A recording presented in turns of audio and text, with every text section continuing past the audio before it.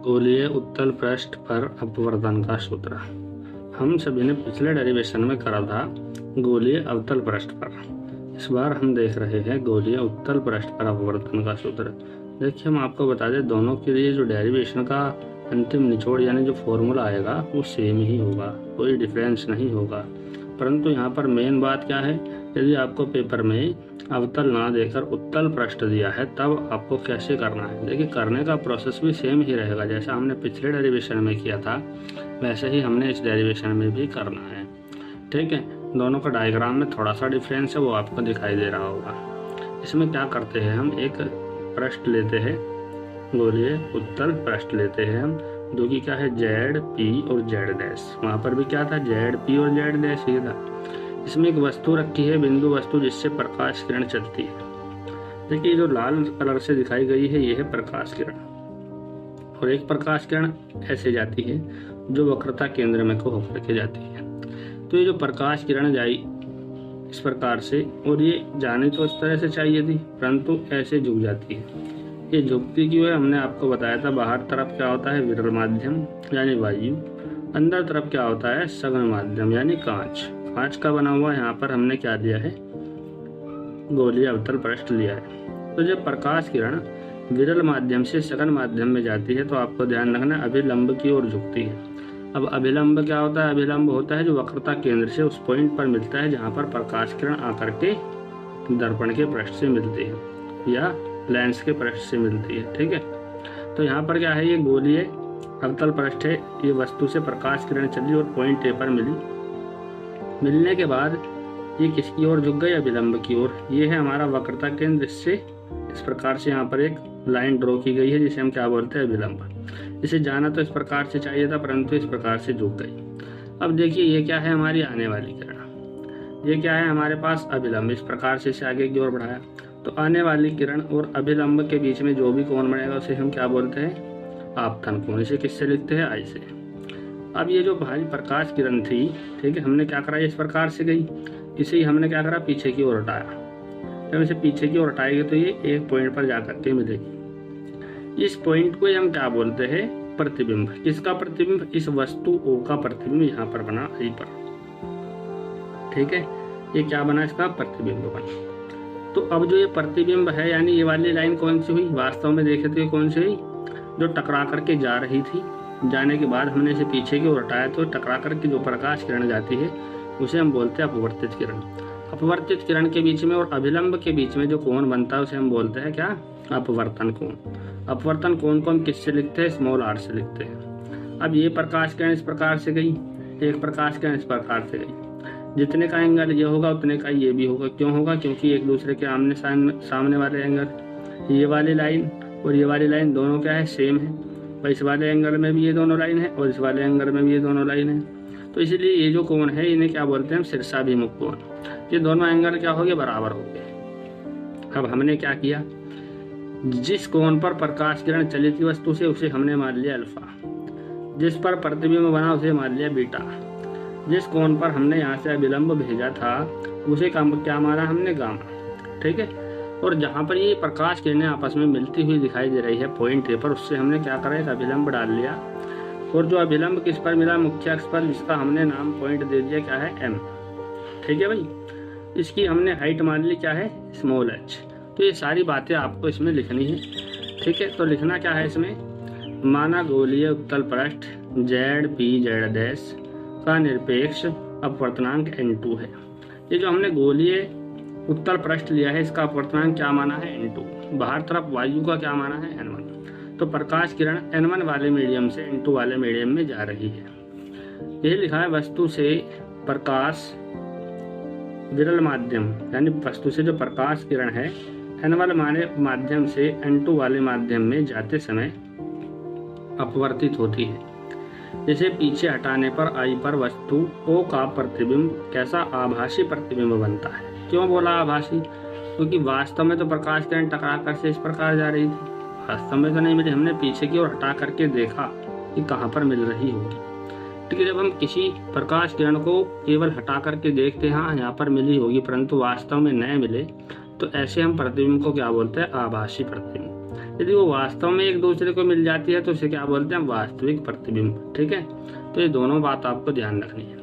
अब देखिए हमने इसमें क्या करना है, हमने इसमें पिछले ही डेरिवेशन के जैसे त्रिभुज लेना है। त्रिभुज कौन कौन सा लेंगे, देखिए भाई त्रिभुज इसमें आपको दिखाई दे रहा होगा, ये जो त्रिभुज है OAC, ये त्रिभुज है OAC, इस प्रकार से त्रिभुज हुआ। इस त्रिभुज में जो आपको बाहर तरफ कोण दिखाई दे रहा है, ये वाला कोण है, कौन सा है, I का, और अंदर तरफ ये है और ये है, इसके सामने ही कोण आ रहे हैं।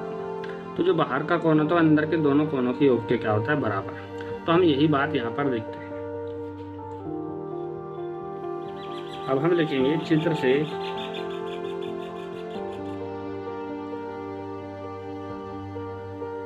क्या लिया है हमने, त्रिभुज OAC में। तो देखिए मैं त्रिभुज बना दे रहा हूं। त्रिभुज ऐसा है, ऐसा है, ये पॉइंट यहाँ पर क्या है O, यहाँ पर है C, और ये जो पॉइंट है ये है A। इसमें बाहर तरफ जो एंगल है इसे बोलते हैं हम I। ये अंदर तरफ जो है ये क्या है, अल्फा, और ये जो अंदर तरफ है ये क्या है हमारे पास, गामा। अब जो बाहर का कोण है वो अंदर के सामने वाले दोनों कोणों के योग के क्या होता है, बराबर। ठीक है, यानी I जो होगा किसके किसके योग के बराबर होगा, अल्फा के और गामा के। तो हम ये वाली बात यहाँ पर लिख देंगे कि I जो है हमारे पास वो तो किसके बराबर है, अल्फा प्लस गामा के बराबर है। ठीक है, इसी प्रकार से हम त्रिभुज लेंगे IAC। त्रिभुज कौन सा है हमारे पास, त्रिभुज IAC में। देखिए त्रिभुज IAC कैसा है, इस प्रकार से है त्रिभुज IAC। ये पॉइंट है हमारे पास C, ये पॉइंट है A और ये पॉइंट है I। तो I जो एंगल बना रहा है वो क्या है, बीटा। C जो एंगल बना रहा है वो क्या है हमारे पास, गामा। और जो ये वाली लाइन इस प्रकार से एंगल बना है क्या है, R। तो ये यहाँ पर एंगल होगा, क्या होगा, R होगा भाई। ठीक है, तो जो R कोण है वो दोनों सामने वाले कोणों के योग के क्या होगा, बराबर। तो हम यहाँ पर क्या लिख देंगे, R बराबर होगा किसके, बीटा प्लस गामा के। अब हम इसमें भी क्या लगाएंगे, स्नेल का नियम। तो हम लिखेंगे स्नेल के नियम से,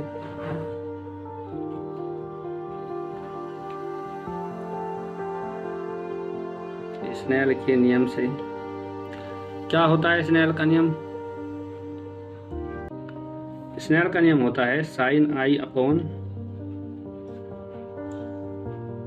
साइन R बराबर क्या होता है भाई, बताइए, N2 अपॉन N1।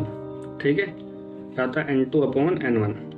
अब यदि हम फिर से वही बात लिखते हैं, यदि ये द्वारक है तो हमारे पास ये पृष्ठ है, गोलीय पृष्ठ ZPZ'। यदि ये बहुत छोटा होगा, तो यदि ये बहुत छोटा होता है तो उसमें हम क्या करते हैं, जो साइन कोस वगैरह होते हैं हम छोड़ देते हैं। हम केवल उस टाइम पर एंगल की ही बात करते हैं।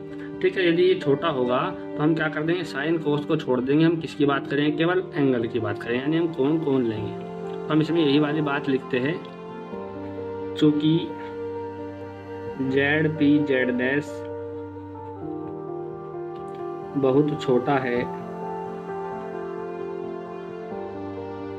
अतः हम क्या करेंगे भाई, ये जो यहाँ पर लिखा है साइन I, इसे हम मानेंगे I के बराबर, और जो यहाँ पर लिखा है साइन R, इसे हम मानेंगे R के बराबर। यानी हम साइन और ये वाला साइन छोड़ देंगे, हम केवल I और R का ही उपयोग करेंगे। तो हम क्या लिखेंगे यहाँ पर, I अपॉन R बराबर N2 अपॉन N1।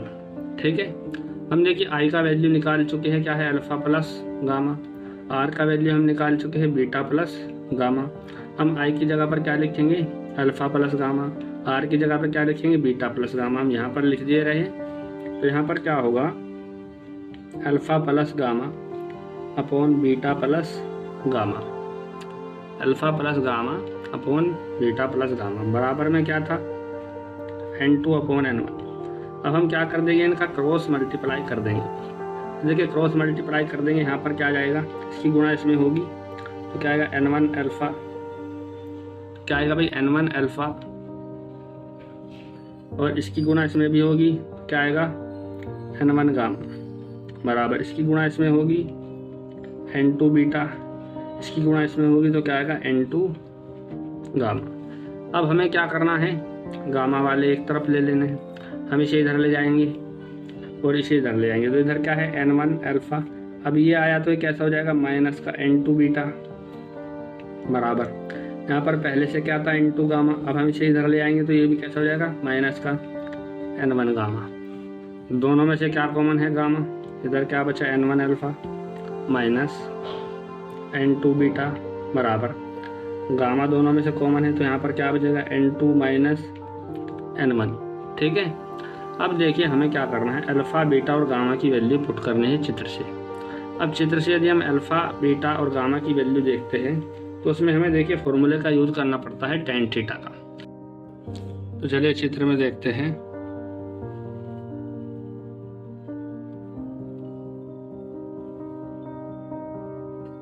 देखिए जो चित्र है इसमें आपको दिखाई दे रहा होगा, यहाँ पर रखी गई है वस्तु, यहाँ पर क्या बन रहा है प्रतिबिंब और यहाँ पर है वक्रता केंद्र। अब आप सभी को पता होगा ये जो ध्रुव होता है P, इससे वस्तु की जो दूरी होती है उसे हम किससे लिखते हैं, स्मॉल u से लिखते हैं। प्रकाश किरण इस दिशा में जा रही है और दूरी हम इस दिशा में माप रहे हैं तो कैसी होगी माइनस की। यहाँ पर क्या है प्रतिबिंब और ये क्या था हमारे पास ध्रुव, प्रतिबिंब से और जो ध्रुव की दूरी होती है वो होती है v, इसे भी हम किससे लिखेंगे माइनस से, क्योंकि प्रकाश किरण इस डायरेक्शन में जा रही है और दूरियां सारी इस डायरेक्शन में माप रहे हैं, यानी प्रकाश किरण के चलने के उल्टी दिशा में है। यदि हम दूरी मापते हैं तो हम कैसी लेते हैं माइनस की। अब यहाँ पर क्या है वक्रता केंद्र और ये क्या है हमारे पास ध्रुव, तो ध्रुव से ये वक्रता केंद्र तक की जो दूरी होती है इसे हम किससे लिखते हैं r से लिखते हैं। ये दूरी होगी हमारे पास r, यह है वक्रता केंद्र और ध्रुव के बीच की दूरी। तो देखिए प्रकाश किरण के चलने की दिशा में हम दूरी माप रहे हैं, इसलिए कैसी होगी प्लस की होगी। अब हम जो दूरियां लेंगे देखिए ये एंगल लेंगे अल्फा बीटा और गामा। यदि हम अल्फा देखते हैं तो अल्फा क्या होगा हमारे पास लंब बटा आधार, लंब बटा आधार क्या होता है tan थीटा। ठीक है, tan थीटा बराबर क्या होता है भाई लंब बटा आधार, यानी tan थीटा बराबर यदि हम देखते हैं तो क्या होता है लंब बटा आधार। तो ये जो डायग्राम है हमारे पास जो आपको दिखाई दे रहा है त्रिभुज ए जो क्या है O, त्रिभुज OAM, इस त्रिभुज में आपको H पता है U पता है, यानी आपको लंब पता है आधार पता है, इसलिए हम क्या लगाएंगे tan थीटा का फॉर्मूला। तो देखिए tan अल्फा बराबर क्या होगा, tan अल्फा अब हम किसके बराबर मानेंगे, इसे मानेंगे हम अल्फा के बराबर। क्यों, क्योंकि हम द्वारा किसका पहले ही बहुत छोटा मान चुके हैं, इसलिए हम tan ना लेकर के क्या लेंगे केवल अल्फा। यानी क्या होगा tan अल्फा बराबर अल्फा यानी लंब बटा आधार, आधार क्या है माइनस u, तो हम क्या लिखेंगे यहाँ पर h अपॉन माइनस u। इसी प्रकार से हम क्या लिखेंगे tan बीटा बराबर हम क्या लिखेंगे बीटा बराबर क्या होगा h अपॉन माइनस v, और यहाँ से यहाँ तक बीटा h अपॉन यहाँ से यहाँ तक आधार v। इसी के साथ हम लिखेंगे tan गामा बराबर क्या होगा लंब क्या है देखिए इसके सामने वाली भुजा यानी h अपॉन यहाँ से यहाँ तक की दूरी कितनी होगी r, जो कि कैसी होगी प्लस की होगी इस बार। तो हमें अल्फा और यहाँ पर क्या था बीटा, हमें अल्फा बीटा और गामा इन तीनों की वैल्यू पता चल चुकी है। अब जो हमारे पास ये फॉर्मूला आया था क्या आया था n1 alpha minus n2 beta बराबर गामा कॉमन ले लिया था और n2 माइनस n1 ये आया था। ठीक है, तो हम क्या करेंगे यहाँ पर अल्फा बीटा और गामा का वैल्यू रख देते हैं। तो देखिए अल्फा बीटा गामा का वैल्यू क्या आया हम वो पुट कर देंगे यहाँ पर। n1 ऐसा ही है, अल्फा का वैल्यू क्या आया था h upon minus u, minus बीच में था, और यहाँ पर क्या था हमारे पास n2 इंटू बीटा का वैल्यू क्या था h अपॉन माइनस b, इसका वैल्यू क्या था h अपॉन r, और यहाँ पर क्या है n2 माइनस n1। ठीक है, ये हमने यहाँ से इनका वैल्यू पुट कर दिया है। अब देखिए h तो क्या हो जाएगा कैंसिल दोनों तरफ, भाई इन दोनों में से h कॉमन लेके कैंसिल हो जाएगा। ठीक है, तो अब देखिए हम क्या करेंगे माइनस आगे आ जाएगा यहाँ पर n1 माइनस माइनस माइनस क्या हो जाएगा प्लस n2। ठीक है, और बेस में क्या था यहाँ पर u, यहाँ पर क्या था बेस में v बराबर यहाँ पर क्या बचेगा n2 minus n1 upon r। ठीक है भाई, प्लस वाली चीज़ आगे लिख लेंगे और माइनस वाली पीछे लिख लेंगे। देखिए क्या बन जाएगा यहाँ से फॉर्मूला, N2/V माइनस N1/U बराबर N2 माइनस N1/R। ठीक है, तो ये आ गया हमारे पास फॉर्मूला जो हमें निकालना था अपवर्तन का सूत्र। ठीक है, ये तो कब आया, जब दोनों और मीडियम अलग अलग है। अब हम दोनों और मीडियम अलग अलग है यदि उनके बीच में हम संबंध देख ले, यानी यदि हम मान लेते हैं, नोट में लिख लेते हैं ये वाली बात, ऐसा हमने पिछले डेरिवेशन में किया था। हम लिखेंगे यदि स्मॉल n सघन माध्यम का क्या हो, विरल माध्यम के सापेक्ष अपवर्तनांक,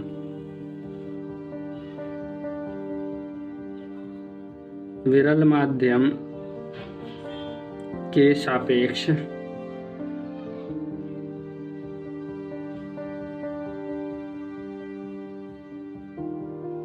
अपवर्तनांक हो तो, यानी इसका मतलब क्या है, इसका मतलब है N2/N1 है जो किसके बराबर है, n के बराबर है। यानी अब हम क्या करेंगे, इसे मान लेते हैं हम समीकरण नंबर फर्स्ट। अब जो समीकरण है इसे हम कोई को N1 से भाग कर देंगे दोनों तरफ। ठीक है, अब हम देखिए इसे भाग करते हैं।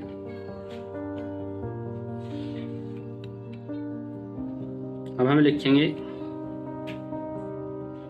समीकरण फर्स्ट को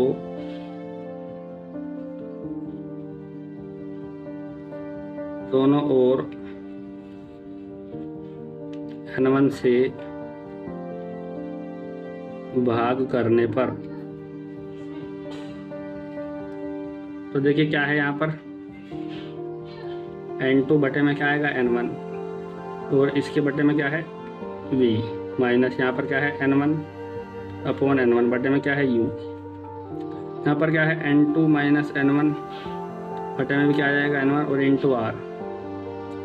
ठीक है भाई, N2/N1, N2/N1 हमने क्या माना है, तो इसकी जगह पर हम क्या लिख देंगे N में क्या बचेगा V माइनस N1 से N1 कैंसिल हो जाएगा, तो यहाँ क्या बचेगा 1/U बराबर। अब ये जो N1 है इसके बेस में भी है और इसके बेस में भी है। ठीक है भाई, दोनों के बेस में है, तो N2/N1 क्या हो जाएगा N और N1/N1 क्या हो जाएगा 1। ठीक है, और अपॉन में क्या आएगा R। तो एक फॉर्मूला ये भी होता है, आपको दोनों ही फॉर्मूले याद रखने हैं, क्योंकि जब हम न्यूमेरिकल करते हैं तो ज़्यादातर हमें इस वाले फॉर्मूले का ही यूज़ करना पड़ता है, इसका बहुत ही कम यूज़ करना पड़ता है। ठीक है, वायु का अपवर्तनांक जो हमने क्या माना है N1, इसका वैल्यू कितना होता है 1। अब यहाँ पर 1 रख देंगे तो देखिए फिर से यही हो जाएगा, और यहाँ पर हम क्या रख देंगे 1 तो फिर से यही हो जाएगा। अब ये बचा N2 क्या मतलब क्या है इसका मतलब है ये जो है हमारा किसका है, कांच का अपवर्तनांक, क्या हमारा जो लेंस है उसका अपवर्तनांक है, जो हमें दिया होगा, हमें डायरेक्ट यहाँ पर रख देना है इसका वैल्यू, तो ये आ जाएगा डेरिवेशन। ये डेरिवेशन पिछले डेरिवेशन के ही जैसे था और बहुत आसान डेरिवेशन है, दोनों सेम प्रोसेस है दोनों में। इसे आपको अच्छे से देखना है, याद भी करना है, क्योंकि पेपर में जो है अवतल और उत्तल में से कोई सा भी आ सकता है, इसलिए आपको दोनों को अच्छे से ध्यान रखना है। देखिए प्रोसेस दोनों का सेम ही है, ठीक है, करने का तरीका समान है, बस आपको इसे अच्छे से याद रखना है, लिख करके देखना है। थोड़ा बड़ा डेरिवेशन लगता है देखने में, परंतु बड़ा कुछ नहीं होता है। ठीक है, सब कुछ आसान ही होता है। इसे आप अच्छे से एक बार देख लीजिए।